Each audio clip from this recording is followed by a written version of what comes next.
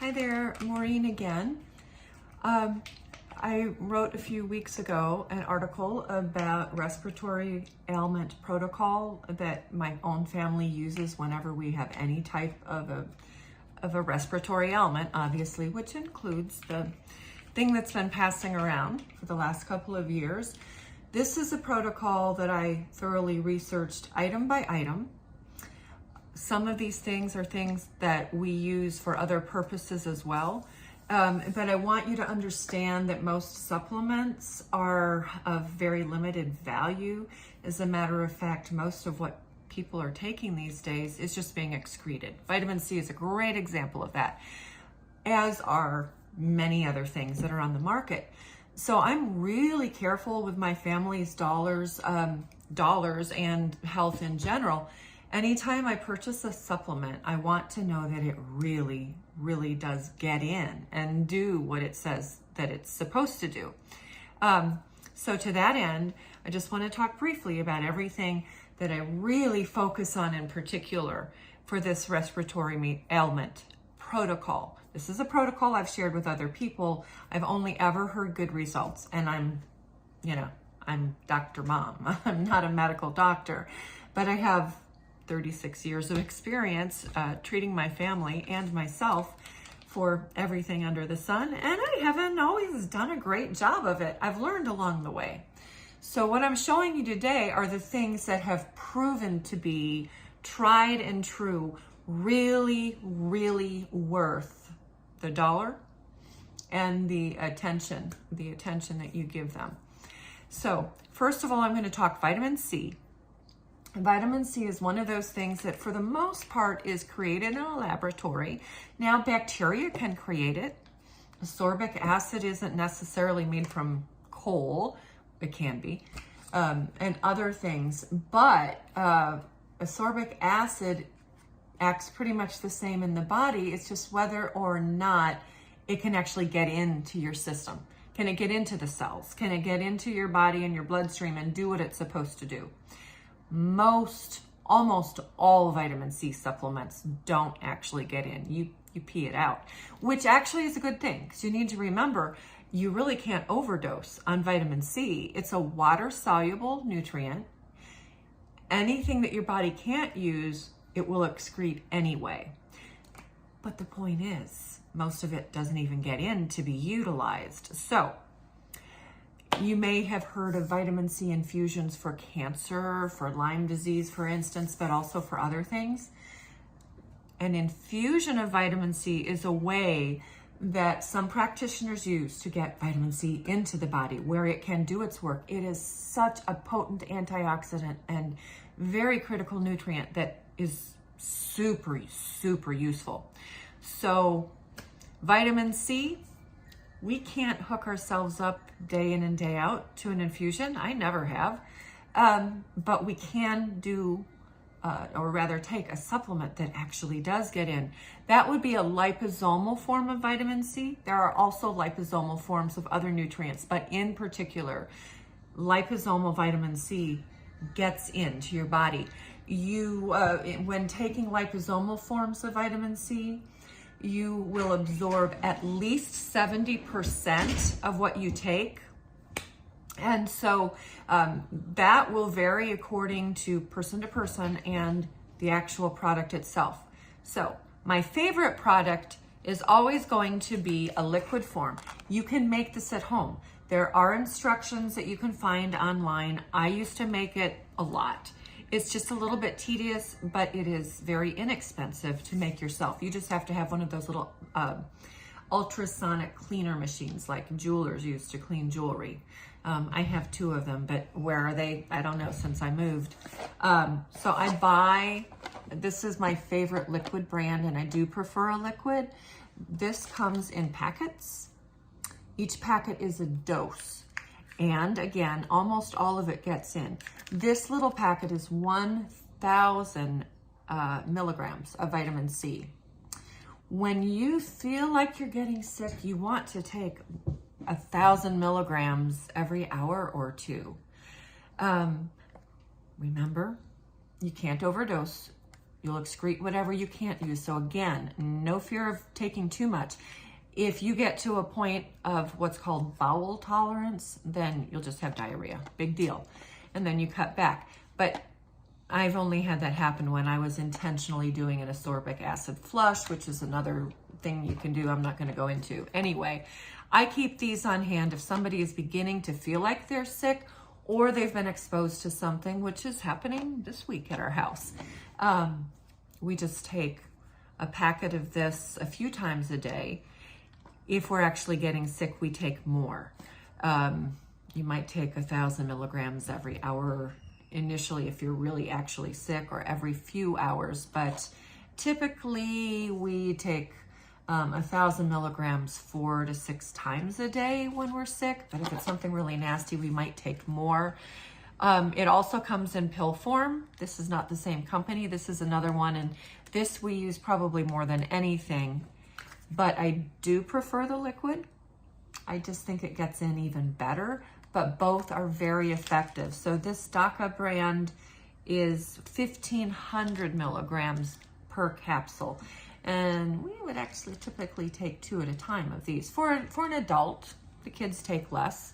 Well, actually, all the kids are pretty much adult dosages now anyway in my house. Okay, the second thing that's of critical importance is monolauric acid. Monolauric acid is the fatty acid in coconut oil that is potently antiviral, antimicrobial, antifungal. We've used it very effectively to treat Lyme disease, colds, all kinds of things, gut dysbiosis, yeast infections, that kind of thing. This really is effective. It comes with a little scooper, and 1 scoop is 1 dose. We take this 4 times a day when we're sick. If we feel like we might be getting sick, we'll take it just along with the vitamin C. We'll take it maybe, 3 or 4 times a day. When somebody's really sick though, we actually take more like 6 times a day. Again, this is something you could overdo it, I imagine, but we're not going to overdo it. It doesn't taste good. You don't want to bite down into them. They're very, very bitter, but just pop it back in your mouth. I usually chase it with some hot tea. Okay, elderberry syrup. I didn't always use this. I didn't always have it. Now I keep it in my pantry because, for instance, last November I was doing an event and I had a very unusual sore throat and ear infection, which I haven't had in many, many years, but there was something going around. I got it. The only thing that actually kicked it out of the ballpark was the elderberry syrup. I was taking the C and the monolauric acid as I was traveling. It was easy to do. It was keeping everything at bay. I was getting a little bit better, but not quite kicking it until I added the elderberry syrup. This stuff is phenomenal. So I keep elderberry syrup, not with sugar or corn syrup. This one has honey. I actually prefer to just take straight elderberry syrup with no sweetener, but this is with raw honey. That's fine. Not going to hurt anything to have a little bit of honey. Sugar, yes. No sugar, remember, but honey, a little, yes. Okay, I keep Ionic Zinc and Nascent Iodine. These things are both elements which are in a form that is very quickly bioavailable. I haven't taken my zinc today. I'm going to take a little bit right now and show you. Just take a little dropperful under the tongue. It tastes pleasant. Your tongue beneath it has millions of little tiny capillaries that very readily absorb whatever you place there. So I'll take a little squirt of Ionic Zinc and a drop or 2 of Nascent Iodine, again, under the tongue. Now with the iodine, when you're sick, you can take more than 2 drops, but I wouldn't do more than 10. That works really well to help knock things out as well. The last thing, and really important, is the nebulizer. This is our nebulizer. A nebulizer is simply a little machine. There are smaller ones that are travel ones, battery operated, but I like this one for home. It takes a solution and puts it into a mist. And that mist you then breathe in. You want to get it into your sinuses as well as down your throat, because that's where the beasties, the bad guys, reside and replicate. So you want to nebulize in order to get solution in to kill any of the bad guys. You kill it with a solution. I just keep it in the fridge. I make a little bit up, just enough for a few days at a time. I keep it in the fridge because one of the components, hydrogen peroxide, is not stable. You need to keep it cold and dark. So your iodine, or rather your solution for nebulizing, will consist of saline solution, which you can make very simply. I use whole salt. I believe it's 1 teaspoon per pint of water. I dissolve it in a little warm water. I keep that separate. And then I take a tablespoon of that and a teaspoon of food grade hydrogen peroxide. I'm giving you not the specific amounts. Please read the article attached to this so that you can have not only my measurements and my protocols, but you'll see others as well. Dr. Mercola and Dr. Brownstein are the two doctors that I learned this from, and I follow their protocol when it comes to nebulizing. But the hydrogen peroxide that's 3% on the store shelf in the brown bottles has stabilizers in it. That's really not what you want. It'll work in a pinch. I've used it. But I keep food grade 3% hydrogen peroxide in the fridge so that I can just pull it out. It's handy. It's stable because it's kept cold and not exposed to light. And then it's just a teaspoon of that, I think, in my solution. And I also add a drop of my iodine to that solution to nebulize. Take it in, hold it in, and exhale. You want it to get into your lungs, down your throat, through your sinus passages. And you want to do this for about 5 minutes, multiple times a day. It works. It really works well. One of our daughters uses this when she has asthmatic symptoms as well, thanks to the dog and the cat. It really helps her a lot. But for respiratory ailments of any time, nebulizing is really, I can't even say how helpful it is. Definitely worth the try. So that's it. Vitamin C, monolauric acid pellets. These are the backbone.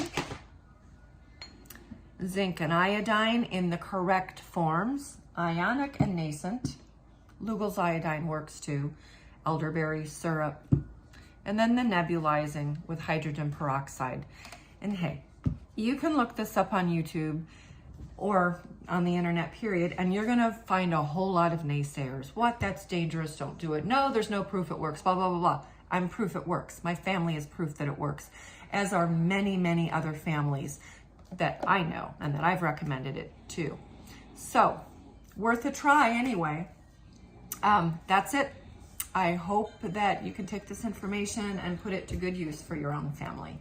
Have a great day.